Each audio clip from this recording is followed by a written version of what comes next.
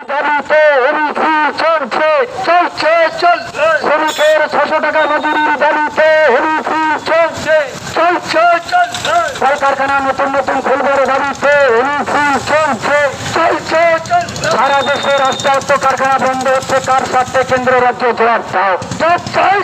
সারা দেশে কলকারখানায় তালা ঝুলছে কার স্বার্থে কেন্দ্র রাজ্য জবাব দাও এই 8,000-এর বেশি প্রাথমিক স্কুলে তালা ঝুলছে কার স্বার্থে রাজ্য সরকার জবাব দাও